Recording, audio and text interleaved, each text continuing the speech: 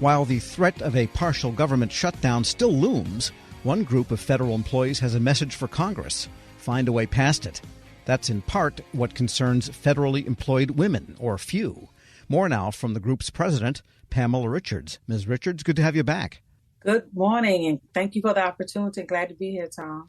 And few is saying, and you're saying, that a government shutdown doesn't necessarily affect everyone equally, because women have concerns sometimes that men don't. Correct. Absolutely. Well, tell us more. Yes. So with the government shutdown, it affects women because some women with the single parent households, they are affected by possibility of furlough, possibility of not being able to take care of their financial responsibilities, not being able to take care of their child care for their child. So it affects a lot when it comes to our women and our membership.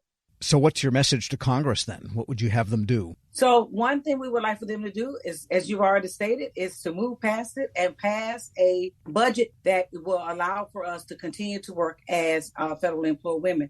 Last fall, few submitted a request to Congress imploring them to act on one of their options to end the entire annual government shutdown process.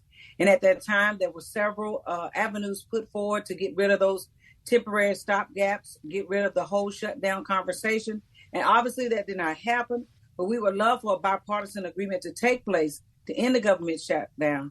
And I cannot speak for all federal managers, but I am certain that many would agree with me on this, or federally employed women on that. And a lot of federally employed women are not managers, and therefore they are at the lower levels of the pay scale, and that's much more disproportionately difficult for people that don't earn that much to be out of work, even though the paycheck will come eventually. During the time there is no paycheck, it can be really difficult. Right. And those that are well, let's just say the bottom of the totem pole, but your lower level GS workers, this has created a heavy financial impact on them, a burden for them, as it relates to having to worry about a government shutdown from year to year. And now, of course, the government will be in a fresh continuing resolution, this one lasting till March, operating under the CR year after year.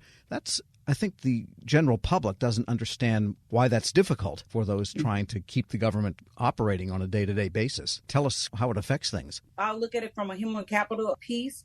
Every day, the federal government employees work hard to run the operations, and regardless of the political climate, putting their livelihoods on the line is unconscionable. There are two different deadlines that are affecting two sets of workers, and they are associated with budgets. This creates major inequities as you watch operations unfold.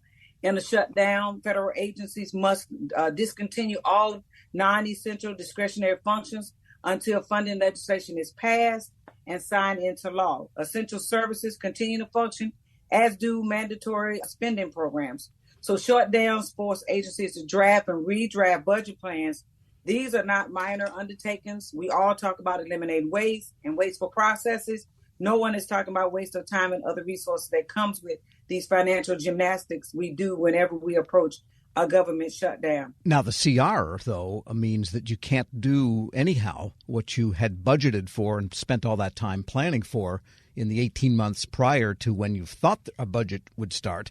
But instead you got a CR. So you're kind of operating like last year. Correct. And this takes the government out of the opportunity of competing and saving on different services and resources by not being available and not having those funds available. And so what else is on Few's mind these days? Well, Few's mind is preparing our membership and being able to listen to our membership and what issues that concerns them, being able to share with congressional representatives that, when women have lost their jobs, even in a temporarily a greater risk of the things that could happen, such an increase in gender-based violence, struggles with their mental health if they're out having to worry about work. Many women are running, like I stated earlier, single-parent households, and there's no safety net for anyone that's living from paycheck to paycheck. So we're looking for the government to, continue to work toward a bipartisan agreement, right, and do it quickly, and not put the jeopardy in the lives of our membership or federal employees